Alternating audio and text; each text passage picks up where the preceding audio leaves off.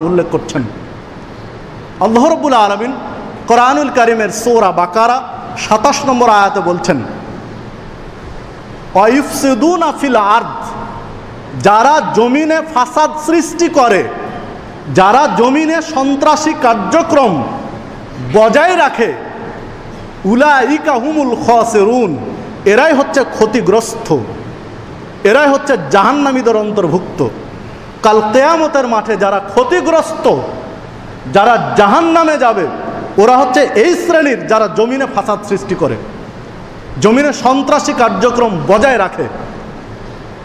কোরআনুল কারীমের সূরা বাকারা ২১৭ নম্বর আয়াতে আল্লাহ রাব্বুল আলামিন বলছেন, আল ফিতনাতু আকবারু মিনাল কাতল, ফিতনা তথা সন্ত্রাসী কার্যক্রম করা আকবার সবচেয়ে বড়, মিনাল কাতল হত্যার চেয়ে। আরবি শব্দ কাবির মানে বড়, আর আকবার যেটা ইসমে তাফজিলের থেকে বলা হয় আরবিতে, আকবার মানে সবচেয়ে বড়। আল্লাহ রাব্বুল আলামিনের পরিচয় আল্লাহ রাব্বুল আলামিন দিয়েছেন আল্লাহু আকবার, আল্লাহ হচ্ছেন সবচেয়ে বড়। আল্লাহু আকবার, আল্লাহ এত বড় যে তার সাথে আর কোনো কিছুর তুলনা করা যাবে না, কারো সাথেই তুলনা হবে না, তিনি এত বড়। ওই শব্দটি আল্লাহ রাব্বুল আলামিন নিজের পরিচয় বোঝাতে গিয়ে ব্যবহার করেছেন, আল্লাহু আকবার। তো আকবার এমন শব্দকে বোঝায় যেটা সবচেয়ে বড়। তো আল্লাহ রাব্বুল আলামিন ফিতনা তথা সন্ত্রাসী কার্যক্রমকে বুঝাতে গিয়ে আকবার শব্দটি উল্লেখ করেছেন, জাল ফিতনাতু আকবারু মিনাল কাতল। হত্যা করাকে আমরা বড় অপরাধ মনে করি, মানুষকে হত্যা করাকে জঘন্য অপরাধ মনে করি, বড় পাপী মনে করি, অপরাধী মনে করি। কিন্তু আল্লাহ রাব্বুল আলামিন কোরআনুল কারীমের মধ্যে বলছেন যে ফিতনা তথা সন্ত্রাসী কার্যক্রম করা, সন্ত্রাসী কার্যক্রম জিইয়ে রাখা, টিকিয়ে রাখা, বজায় রাখা হত্যার চেয়েও বড় অপরাধ। এত বড় অপরাধ যে অপরাধ জগতের মধ্যে এর চেয়ে বড় অপরাধ আর নেই পৃথিবীতে। তাই আল্লাহ রাব্বুল আলামিন আকবার শব্দ উল্লেখ করেছেন।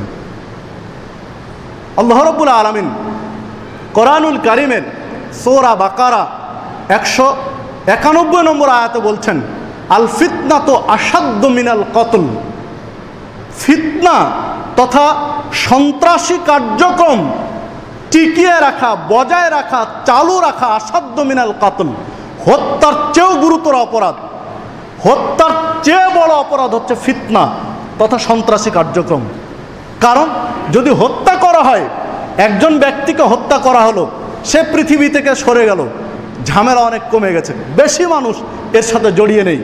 কিন্তু একটা ফিতনা, একটা সন্ত্রাসী কার্যক্রম ছড়ানো হয়েছে, গোটা জাতি, গোটা দেশ, এমনকি বিশ্বের মানুষের মধ্যে জড়িয়ে যেতে পারে ফিতনার সাথে।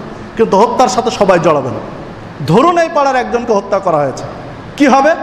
এই পাড়ার কিছু মানুষের সাথে জড়িয়ে আছে, তারা মামলা মোকদ্দমা চালাবে, তারাই জেল খাটবে, শুলি ফাঁসি যাই হয় কয়েকজনের মধ্যেই থাকবে। কিন্তু সন্ত্রাসী কার্যক্রম বাস্তবতায় দেখুন, গুলশানে যে হামলা হলো, করেছে কয়জনে? মাত্র কয়েকজনে একটা কাজ করেছে, কিন্তু গোটা বাংলাদেশের মানুষ আজকে ত্রাসের মধ্যে রয়েছে, ভীত সন্ত্রস্ত রয়েছে, আতঙ্কগ্রস্ত রয়েছে। মানুষ স্বাধীনভাবে কথা বলে না, কথা বলে মেপে। প্রত্যেক ব্যক্তি কথা বলে খুব ওজন করে। মানুষ স্বাধীনভাবে চলতে পারে না, খুব হিসাব করে চলতে হয়।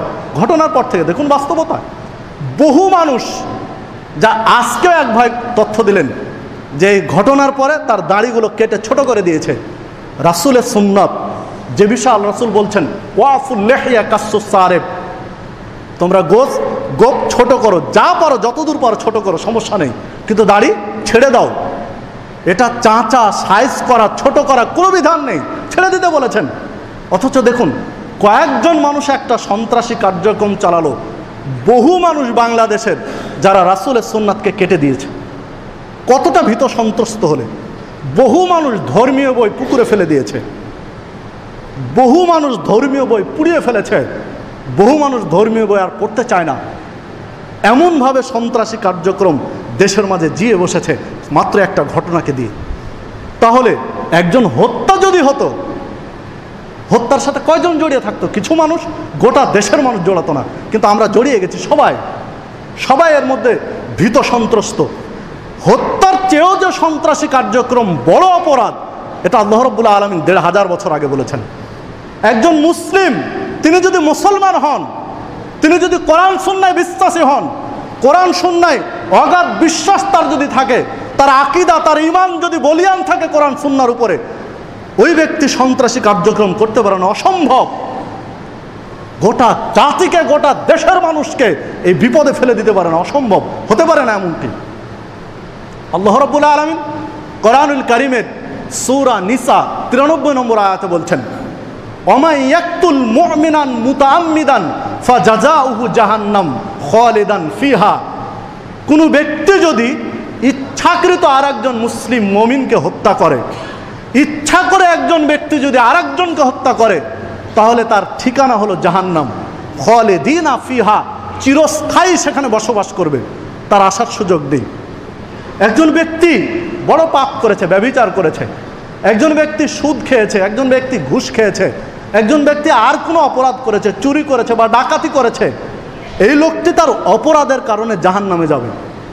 কিন্তু তার যে কিছু ভালো আমল রয়েছে, ও কালিমা পড়েছে, সালাত পড়েছে, সিয়াম পালন করেছে, হয়তোবা জাকাত দিয়েছে বা হজ করেছে, এই ভালো আমলগুলোর কারণে তার আমলের মধ্যে যদি শিরক এবং বিদআত না থাকে, তাহলে অপরাধ অনুযায়ী জাহান্নামে জেল খেটে একসময় জান্নাতে আসার সুযোগ পাবে। কিন্তু যেই ব্যক্তি ইচ্ছা করে আরেকজনকে হত্যা করবে, তার জান্নাতে আর আসার কোনো সুযোগ নেই।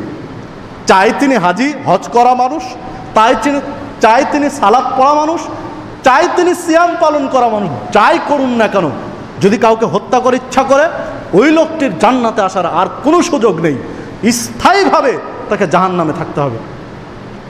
আল্লাহ রাব্বুল আলামিন বলছেন, তার ইচ্ছাকৃত হত্যার বিনিময় হচ্ছে জাযাউহু, তার বিনিময় হচ্ছে জাহান্নাম, খালিদিনা ফিহা, চিরস্থায়ীভাবে ওই জাহান্নামে ওই লোকটিকে থাকতে হবে।